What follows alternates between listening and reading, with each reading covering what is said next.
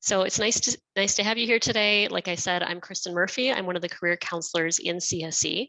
And in this presentation, I'll be going over some of the logistics in terms of registering for the career fair and how to navigate the career fair, as well as how to create your elevator pitch or your introduction when you're meeting employers at the fair. I'll also have some time to answer questions toward the end. If you have questions, you can either put them in the chat or the Q&A. And again, I will address those at the end. Right away on this slide, I'd just like to point out the QR code. You can, of course, scan this QR code if you'd like to, and you'll be taken to information about the career fair. It links to that, so I'll keep this on the slide as I'm just introducing what the career fair is. So each year, the CSE Career Center hosts 2 larger scale fairs. We have this one in the spring, usually held in February. And then we have another that is held in the fall. It's a little bit of a larger career fair.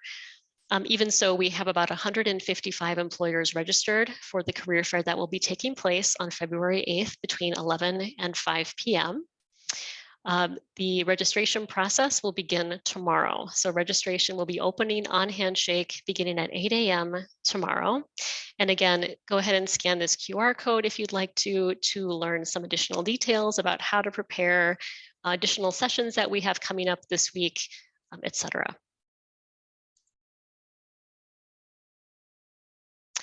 I also wanted to just point out that at the career fair, well, on this slide, I have this information that you won't be getting a job at the career fair. You don't get job offers while attending a career fair, but it is a great time to meet other people, to meet employers and learn about what they are looking for. It's a chance to create an impression and build a relationship with an employer so that you can eventually possibly obtain a job. There are possibilities as well to gain an interview from the career fair. Many of our employers have told us that they reach out to at least one candidate that they meet at each career fair, and the average is around 5 to 10 relationships that are built, or 5 to 10 students that an employer will reach out to during the career fair or after the career fair. So if you are someone who is not currently in the job search process or you're not looking for an internship, the career fair is a good way to do what we would call networking or building relationships and learning more.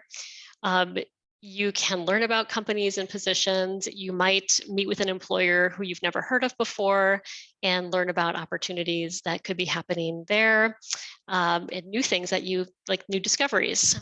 If you are in an internship or job search, it's a great time to talk specifically about internships or jobs that you would like to apply for, and then get what we call flagged by an employer for next steps, which is typically an interview. It's also just important to remember that for many of us, networking is the way that we eventually find jobs. So what networking is getting to know people, talking about yourself, seeking information. Whether or not you're enthusiastic about networking or not, it is the primary way that you will find open positions as you get into your career. So we use job boards like Handshake or Google or Indeed in order to find information or find positions, and we have to use those in order to apply for positions. But very likely networking will be the way you find your jobs. And the career fair is an excellent place to begin your networking journey. It's a good way to build your network. You can learn about a position or an employer, learn what you need to do to stand out as a candidate when you eventually apply for an internship, co-op, or another position, and just really practice some of those professional communication skills so that when you're ready to enter the workforce as an intern or as a job seeker, you'll know what's expected of you in terms of that. So I'd like to move on a bit to some of the logistics now as far as preparing for the career fair. We are using Handshake. You can get to Handshake at handshake.umn.edu. This is the link that leads you to our job and internship database. That's what Handshake is. You can also use Handshake to look for career events. For example, our virtual career fair next week will be held within the Handshake platform. And you also have an opportunity to research some companies within Handshake and follow companies so that you can learn a little bit more about them. Before you go to the fair, there's a couple of key things you'll want to do.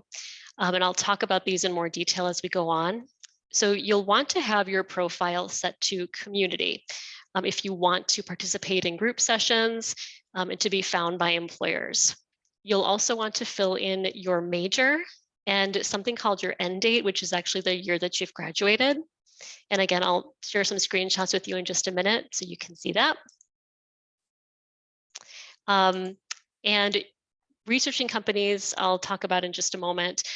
Signing up for individual appointments, like I said, begins tomorrow at 8. You'll want to prioritize some of your companies of interest because it does fill quickly as far as registering for time slots. Time slots fill quickly, and so you'll want to research employers ahead of time if possible. And then you'll also want to create that elevator pitch, which we'll talk about in just a minute. First, let's just go through the handshake profile. So this screenshot that I have here includes a couple of different things. If you hover over your image, and all of you should have a handshake profile because you're University of Minnesota students or alum. If you hover over your image here, you'll see my profile and you'll also see settings. And you'll want to adjust these two things, and I'll show you what I mean. Within your handshake profile, you want to for sure include your end date. That means the year that you're graduating, the month and the year, and also your major if you're an undergraduate student, or your program of study if you're a graduate student. Employers will set up filters for specific students that they'd like to see. And if these two pieces of information are not completed, then a student will not even be able to see that an employer is attending the fair. So you must include these two things in your profile. And then think about other things that you might want to include in the profile. So your work history, previous internships, projects that you're interested in, and skills.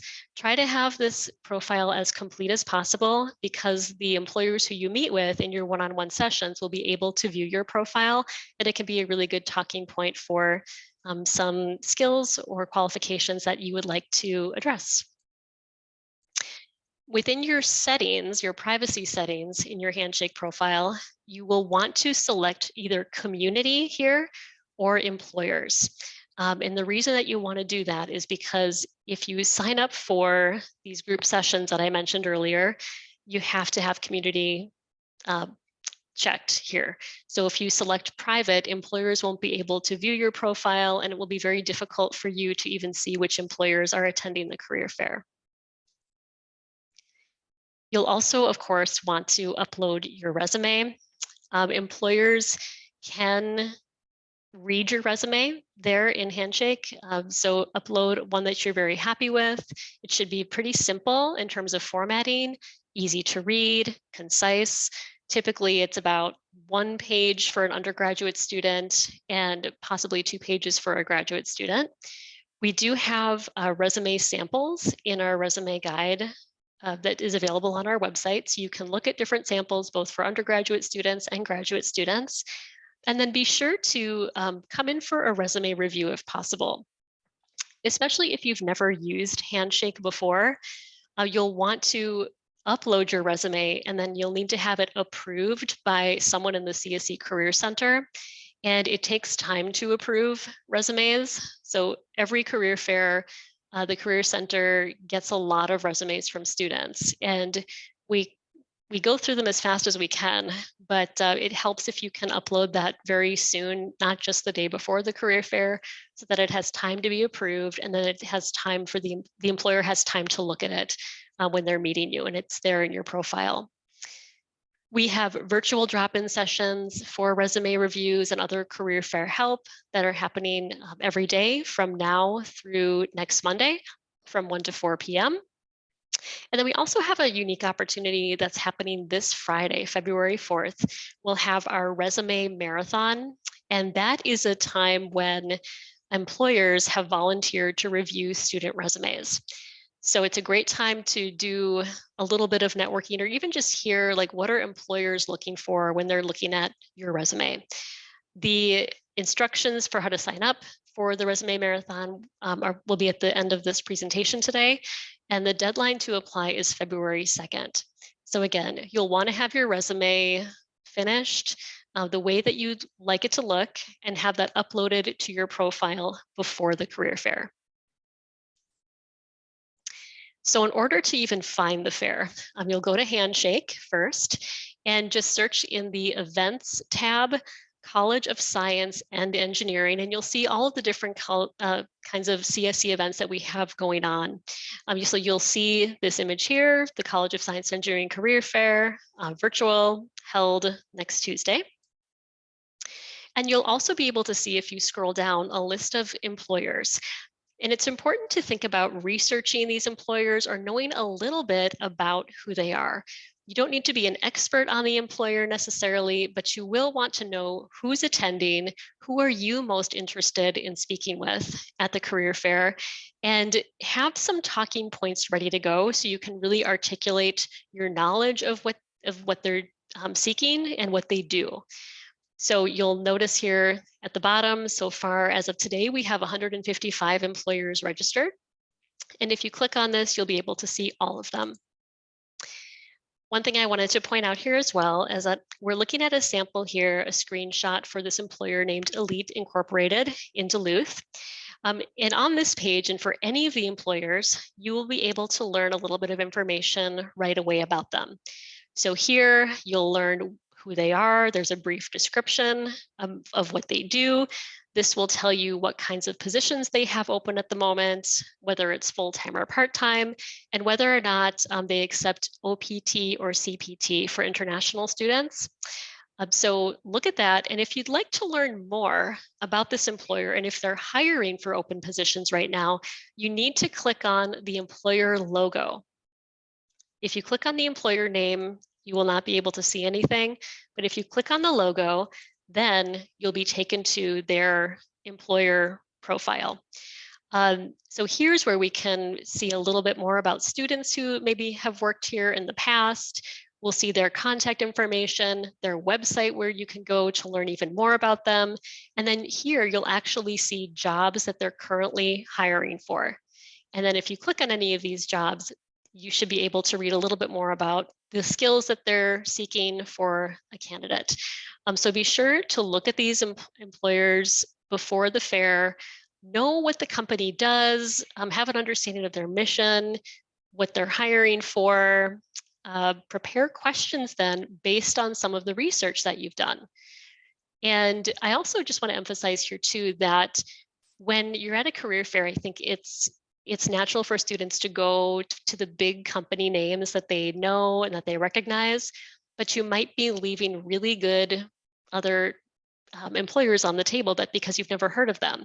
So consider broadening your field of view and thinking about registering for one-on-one employer sessions with companies that maybe you've never heard of before. Scheduling meetings. So there is an opportunity to schedule one-on-one appointments that usually last around 10 minutes. Actually, they do last 10 minutes for each employer. And this is an example of what this would look like when you are scheduling meetings. So once you register for the career fair beginning tomorrow, you'll be able to see all of the employers and then you'll see their schedule. So what we're looking at here is the name of the employer, the recruiter's name, and the recruiter's job title, and then actually the times that they're available to meet with you. So all you would need to do is click on one of the buttons for a time when you'd like to meet with this recruiter, and then you'll have that meeting scheduled, and that's your scheduled meeting. As you're going through with different employers, you might see red dots next to some of these times here on the buttons. And all that means is that you already have a conflicting appointment scheduled with a different employer. So that's what the red dot would mean. I also wanted to just point out that you will only be permitted to schedule one time slot with each recruiter. So you won't be able to, for example, hold 2 slots in a row. It's 1 slot with each recruiter. You could, however, have 1 slot with one recruiter and 1 slot with a different recruiter. So 1 different appointment time. So that is a possibility. Pay attention to what you see here too, as far as their title. Sometimes they include information here about the majors that they're looking for, or programs of study, or the kind of positions that they'd like to fill. There also are group sessions, as I mentioned. And again, I said this earlier, but you'll want to be sure that your settings, your privacy settings are set to community. And just know that multiple students will be attending these group sessions. Up to 50 students can register at a time. And if a group session is full, you just won't be able to see it as an option for you to register for. But these can be really nice sessions just to learn more about an employer, and a really good option, especially for students who might not be ready for a job or internship, but just really want to learn more about what is available and what is this employer about, what might they be looking for. And so you can just, learn a bit more. So group sessions are a really helpful thing for many people to consider.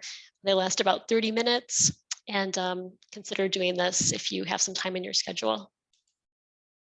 Speaking of your schedule, your own schedule after you register for employer sessions will be found on the CSE Career Center event page.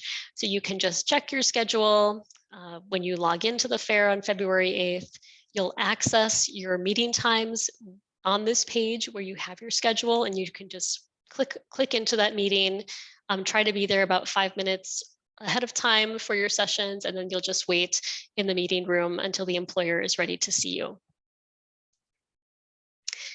One other aspect that you'll want to prepare before going to the fair is something called your elevator pitch.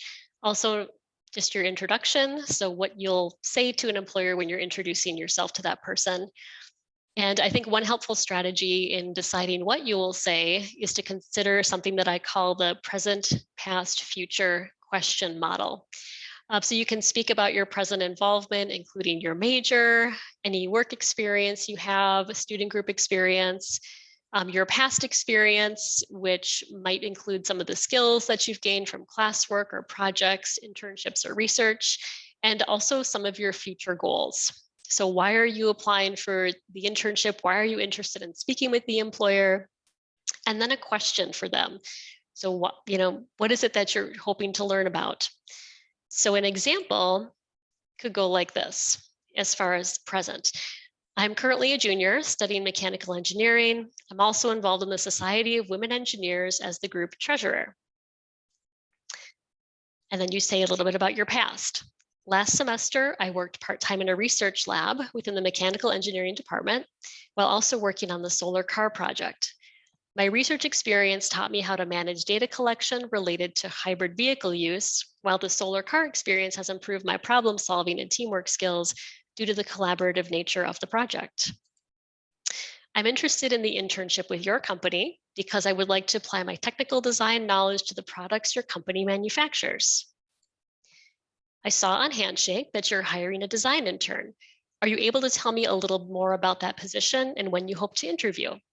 So that's an example of an introduction that doesn't take very long, about 30 seconds, and it gives the employer a good idea of who you are and also what your skills are and what your background is. And then at that point, they would probably introduce themselves and ask to hear a little bit more about you. They may have some specific questions based on the information in your Handshake profile or your resume. So again, be sure to have your elevator pitch ready to go before the fair, and you could even practice it. It's not something that you need to rehearse. And also just think about this as a conversation. So the employers are there to meet with you.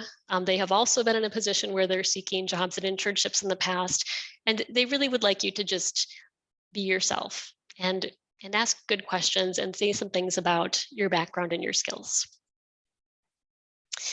During the fair, you'll want to note a couple of things. So all sessions will have the option for video, and I'd recommend that you include your video. You'll also be able to chat in the session.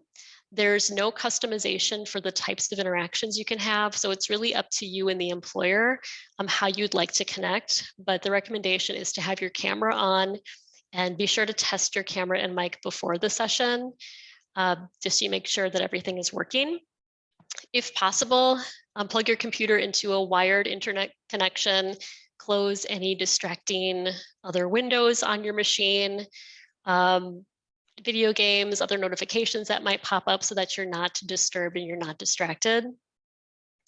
When you begin your conversation with the employer, it's just customary to smile and then introduce yourself, or go through your elevator pitch, your introduction. And then employers have told us that it helps to make eye contact with the camera. So to look into the camera to establish eye contact rather than at the screen. So that's just something to practice as you're going through your meetings and conversations with employers. Like I said before, the employers will be able to see your handshake profile as well as your resume. You could certainly reference that when you're talking with people. And one other thing to note here is the libraries does have some information and tips about reserving space on campus. So if you are living in a distracted kind of an environment and it's difficult for you to have some private space for some of these meetings, you might want to consider going to visit this link and reserving some space on campus. You should also have your notes available to you. That could mean your employer research notes that you found during your employer research. So you can have those notes available in front of you, and also any key points that you want to be sure to get across. It's just important then to remember to be engaged in your conversations, discuss your qualifications and your interest in the company. Also, professional appearance is something that can be important as well. So in any kind of setting, you'd like to think about how you're being viewed. So in this picture here on the left side of the screen, there's an image of this person where it might not be as professional looking as far as the lighting behind the person and the way that they're dressed in more like a t-shirt, versus some of these images here on the right convey a little bit more of a professional image. You have light shining on your face. Your background behind you could be blurred like mine is right now, or it could be a virtual background. Or if you don't have that option, then just consider an uncluttered space with a blank wall behind you, something that looks professional, and have the camera at your eye level rather than looking down on you or looking up toward you. And that can make a bit of a difference. In terms of attire, I'm asked this question sometimes about what should I wear to a career fair. And in an in-person career fair, that's definitely more of a dressing up kind of an event typically. At a virtual career fair, I think it helps to wear clothing that isn't a t-shirt or a sweatshirt, but is also something that's authentic to you and how you would like to be viewed as a professional in the workplace. So I hope that gives some guidance as far as what you might want to wear for this event. And speaking of professional attire, CSE does have a relationship with an organization called Ready for Success.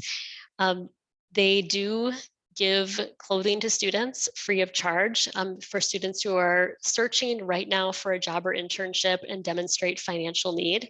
We have a link to the application on our website here under the career fair, on the career fair webpage, so you can fill out an online application if you're interested in obtaining some professional clothing. After the fair, something that I think is important to know about is you want to reflect on some of the employers that you met. You want to reflect on the opportunities you heard about. And if you're interested in keeping in touch with an employer or in applying to a position, send a thank you email within a few days of the fair, usually the next day or the day after that. Remind the person of where you met. So name the career fair, knowing that there are a lot of career fairs happening right now. And maybe something that you talked about. You might mention that, or mention that you're going to be applying to a position, or simply thank them for the time and the information that they shared. So following up is pretty important. Apply for positions that are open that interest you. You can also follow the company on LinkedIn, and you can also find the recruiter on LinkedIn possibly and ask to connect there and to stay in touch. Then prepare for interviews. In the Career Center, we do work with students on interview preparation, including mock interviews. So I would encourage everyone to take advantage of that. And then attend some of these employer information sessions, which you can find in Handshake. It's a great time to learn a little bit more about what the employer is looking for and to actually make some connections too in a smaller group setting. We're almost finished, but I just wanted to mention a couple of things that could be of interest to this group. Like I said earlier, we have drop-in career counseling through next week from 1 to 4, first come, first served. If you have questions about the career fair or how to prepare your elevator pitch, or you'd like a quick resume review, consider this. Their information can be found on our website, which I'll link in the chat in a moment. We again have our virtual resume marathon this Friday. To sign up for that, you'll want to go to Handshake and go to Spring 2022 CSE Resume Marathon. We also have an opportunity for you to get interview practice with an employer for our virtual practice interview days, which will take place next Thursday and Friday, February 10th and 11th. So that's an opportunity for an employer to interview you and to give you some feedback about what's going well and other things that you might want to do differently as far as your interview. And then we have more workshops this week to help you prepare for the fair. On Wednesday, we'll have tailoring your resume. It'll be live at 4:02 Walter for 12:15 to 1. We have an interview practice session taking place with employers and career staff on Thursday, February 3rd in 101 Walter. And then International Student Career Fair prep workshops are occurring both this Wednesday at 2 o'clock virtually. February 2nd at 3:30 virtually. And then also there's another session later in the month for students who are preparing for other career fairs at the university. So at this point, I'm happy to address some of the questions that I see coming in the Q&A. And what is the proper way to research a company is the first question. So to research a company, there's a few different things you can do. One is go to LinkedIn. Another is going to Handshake and looking at the employer page so you know a little bit more about them, and looking at their website. So know what their mission is, what the products are that they might make or the services that they might deliver. And when you're speaking with them, be able to articulate that you know a little bit about what they do.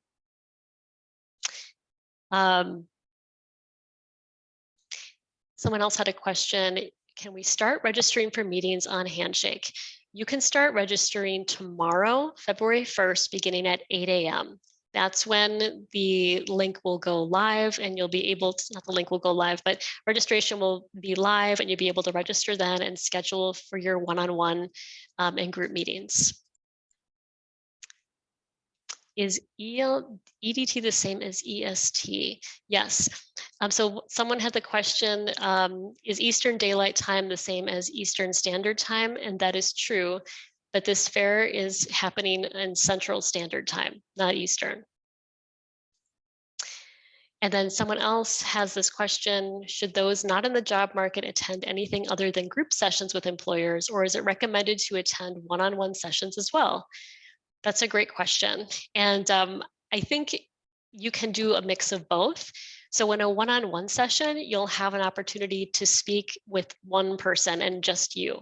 And that can be really useful because you can introduce yourself and then connect after the fair for a career conversation or an informational interview. So I would definitely recommend some one-on-one sessions if you're able to attend those. And the group sessions are more about like what I'm doing right now. So addressing a group of people, and there's less opportunity to ask some of those one-on-one questions or to meet people one-on-one, but they're both good opportunities. It might just depend on your goals. Additionally, if you would like to speak with an employer from a certain company, but they're only seeing students who are in specific class years and you are not in that class year, then attending their group session is advisable so you can learn a bit more about them. And yes, someone has asked, can we access these slides afterwards? Yes, these will be available afterwards. They'll be on our YouTube channel for sure within a day. And then I'll also be sending this recording out to the people who've attended the session today. Someone else asked, when connecting with an interviewer, should we ask them for their email or LinkedIn? That's great. That's a good question to ask too. So you should ask them how they'd like to be followed up with. So you could say, thanks for this time you've given me today. How can I follow up with you? And they'll either tell you one of two things most likely. They may say, you can connect with me on LinkedIn, or they may say, this is my email address. Be sure to connect if you have any questions. They'll also probably tell people to apply for positions online frequently, especially if you have a particular position that you're interested in, they'll direct you to those positions online. And send the person an email after your meeting within about a day or two. So that's recommended so that they can remember you and it's fresh in their minds. And so someone else asked during a one-on-one session, is it up to us to ask questions or will we be asked additional questions? Yes, so in a one-on-one session, after you introduce yourself, I would recommend that you ask them a question first.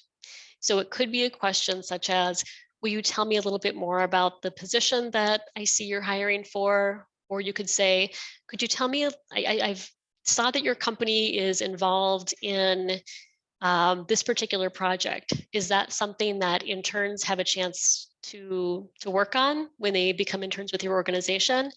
So if you begin with a question, then they're able to answer it. And then they may also ask you additional follow-up questions. So it is almost like a very short screening interview in some ways, but it's also just a time to get to know you and your skills and experience. And then someone is asking, what should we usually include in our follow-up email? That's a good question. So you'd want to keep it brief and you'd say something like, hello, name of person. We met at the CSE Spring Career Fair the other day. I was the person who told you about my experience on the solar car project. And I'm following up with you to thank you for your time and also to let you know that I am planning on applying to the internship that we discussed. Okay, that's one option. Or you could say something like, thanks for your time. I enjoyed meeting you. I'd like to learn a little bit more about what's happening at Boston Scientific. I'm wondering if it would be okay if I connected with you on LinkedIn and could ask you some questions there, or if we could set up some kind of an informational interview so I could learn more about what it's like to work for your organization. Okay, so that's the structure of a follow-up email, but it's just reminding them of who you are, what you talked about, and then letting them know why you're connecting and just, thanking them for their time. So those are all great questions. And someone else asked a question, is the sign up on Handshake? Yes, it is. The sign up is on Handshake. I also told you that I'd put some links in the chat, which I'm going to do right now. So this is just our basic career center website. There's a ton of information on it about the career fair, how to research employers, resume samples, interviewing tips, all kinds of information. Our drop-in link is on this site as well. So if you wanted to attend drop-ins later this week to talk about career fair preparation or to go over your resume, that's the link to look for.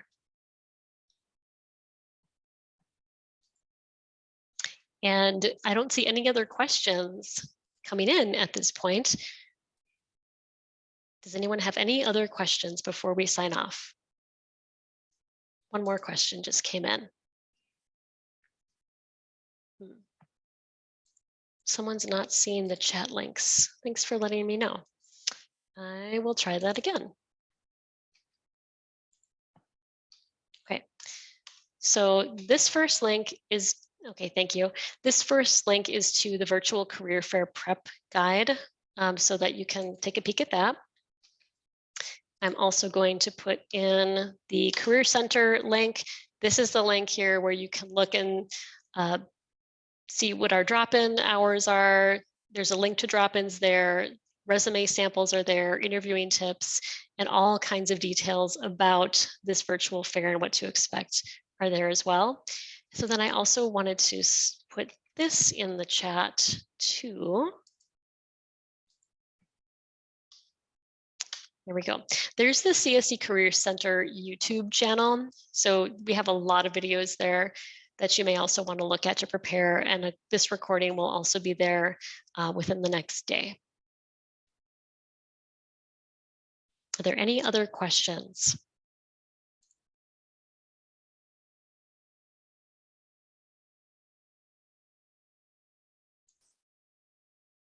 Okay, there's one more question. It says, how are the spring career fairs compared to the fall career fair? Which one is better? There are some differences. So in the fall career fair, we have more employers attending, and they're usually larger employers like 3M, some bigger name companies. Uh, a lot of recruiting happens in the fall, meaning a lot of internships and jobs are found at our fall career fair. But that doesn't mean that the spring career fair is a waste of time. There's still positions to be found. The spring career fair has quite a few smaller or mid-sized companies. So if you're thinking about a smaller mid-sized company, the spring career fair is great. There are fewer employers at the spring career fair, but there's still 155, which is more than we were expecting. So they're both great fairs to attend. But if you are thinking about an internship, and let's say you're a sophomore now, or if you're thinking about a full-time job, and you're a junior, be sure that you have the fall career fair on your radar as well. That usually takes place just a couple of weeks after the semester starts. So it's pretty quick in September, and many engineering related employers are conducting interviews in October and giving offers in later October or early November.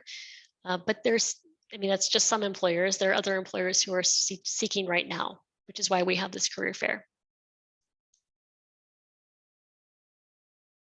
Any other questions?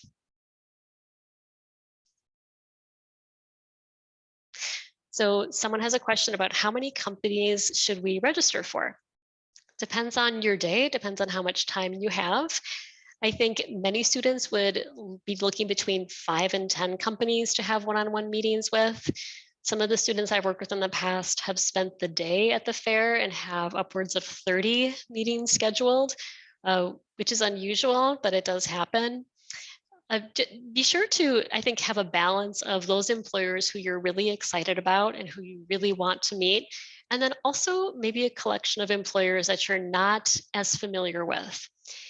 When you're scheduling your meetings, I also think it's helpful to begin your day with an employer that you might not be as excited about, just so that you can practice your introduction, you can see how it goes, you can get a feel of what the career fair is like. And then as you move through your scheduled meetings through the career fair, having those employers that you're very interested in the middle of your schedule or toward the end where you're really feeling confident about what you're saying about yourself and about what the process is like.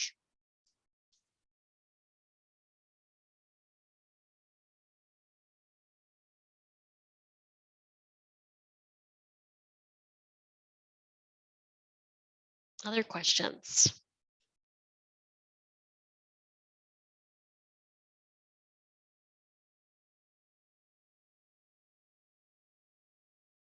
Okay, well, thank you for being, oh, I have one more question here. Do you think having relative interest in a company is enough to register for them? I think it could be if you have the time. During these sessions with employers, if you know just a little bit about them or you're kind of interested in them, you may learn something that really makes you interested in them, or you might learn something that has you feeling like, no, I'm really not interested in this employer. So I don't consider it a wasted effort. I think that there's always new things that you can learn about an employer, even if you're not as familiar with them or you're not as excited about them.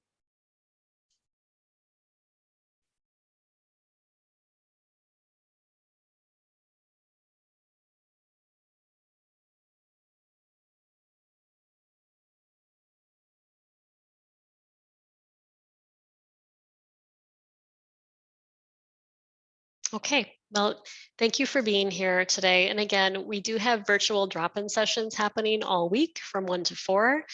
You can access that through the link that I put in the chat for the Career Center.